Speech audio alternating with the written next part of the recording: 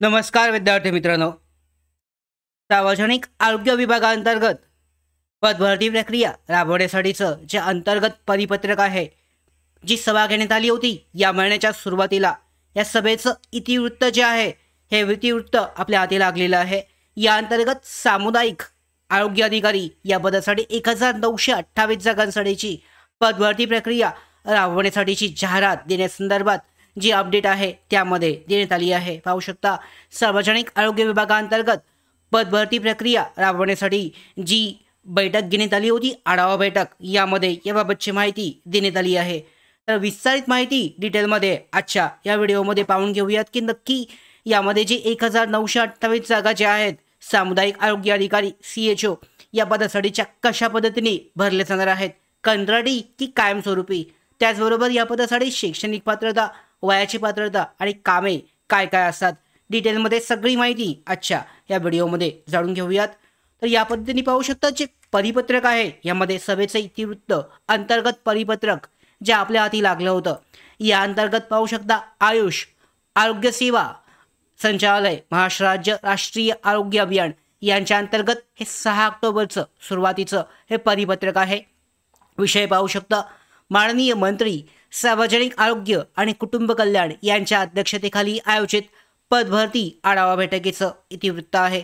या अंतर्गत पाहू शकता, हे अंतर्गत जरी असलं तरी ही परिपत्रक जे आहे 30 जुलैला ही बैठक घेण्यात आली होती आणि यामध्ये सार्वजनिक आरोग्य विभागाचे प्रत्येक विभागाचे कार्यालयाचे जे महत्त्वाचे अधिकारी आहेत त्या ठिकाणी उपस्थित होते.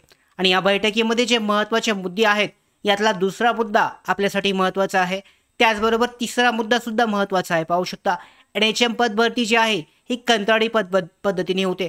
तिसरा मुद्दा पहिल्यांदा पाहूयात, राष्ट्रीय आरोग्य अभियानांतर्गत कार्यरत कंत्राटी कर्मचारी यांचे सेवा समावेशनाबाबत कारवाई करावी याबाबतची ही पाहू शकता सूचना देण्यात आली होती.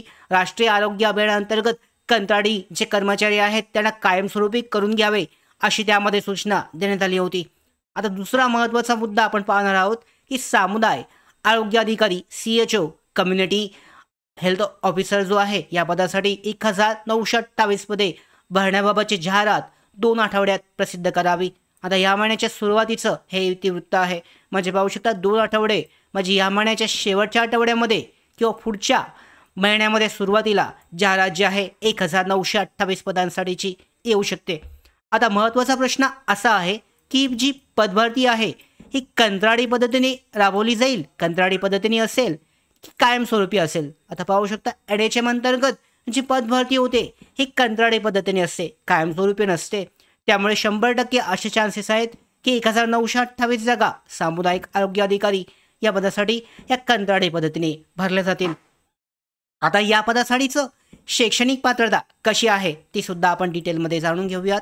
सामुदायिक आरोग्य अधिकारी CHO या पदासाठीची पात्रता, सामुदाय आरोग्य अधिकारी कम्युनिटी हेल्थ ऑफिसर CHO पदासाठी पात्रता जी आहे राज्यानुसार आणि वेळोवेळी निघणाऱ्या अधिसूचनानुसार बदलू शकते. तर यामध्ये आवश्यक शैक्षणिक पात्रता काय असेल, BSc nursing, post BSc nursing आहे, मान्यताप्राप्त विद्यापीठाकडून उत्तीर्ण असणं आवश्यक आहे. त्याचबरोबर जनरल नर्सिंग आणि मिडवायफरी GNM जो अभ्यासक्रम आहे हा पूर्ण केलेल्या उमेदवारांसाठी कम्युनिटी हेल्थमध्ये ब्रिज कोर्स जो आहे certificate program in community health करणे अनिवार्य असते. आणि काही राज्यांमध्ये BAMS किंवा BHMS पदवीधारकसुद्धा विशिष्ट ब्रिज कोर्स पूर्ण करून अर्ज करू शकतात. तर ही झाली कम्युनिटी हेल्थ ऑफिसर या पदासाठी CHO या पदासाठीची ही शैक्षणिक पात्रता. त्याचबरोबर उमेदवारांकडे संबंधित राज्य नर्सिंग कौन्सिलची वेतनोंदणीसुद्धा असणं आवश्यक असतं. त्याचबरोबर वयोमर्यादा जी आहे 21 ते 40 वर्ष दरम्यान असते. आता हे 1928 पदांसाठीची जी जाहिरात आहे डिटेलमध्ये लवकरच उपलब्ध होईल. अधिकृत जी सार्वजनिक आरोग्य विभागाची जी अधिकृत वेबसाईट आहे किंवा NHM अंतर्गत प्रत्येक विभागनिहाय ही जाहिरात जी आहे उपलब्ध करून दिली जाऊ शकते. कशा पद्धतीने ही पदभरती प्रक्रिया राबवली जाते याबाबत लवकरच आपल्याकडे डिटेलमध्ये अपडेट प्राप्त होतील.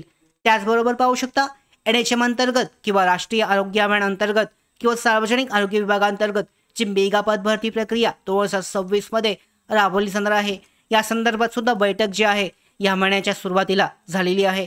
या संदर्भात सुद्धा अंतर्गत परिपत्रक आहे की नक्की काय झालेलं आहे, प्रत्येक विभागाच्या जे जागा आहेत, रिक्त जागांची आकडेवारी मागवण्यात आली होती. म्हणजेच पाहू शकता आकृतीबंध तयार करण्याचं काम सध्या सुरू आहे आणि याचा अर्थ असा होतो की सार्वजनिक आरोग्य विभागांतर्गत आकृतीबंध मंजूर करून लवकरच आरोग्य विभागाची मेगा पदभरती प्रक्रिया राबवली जाऊ शकते.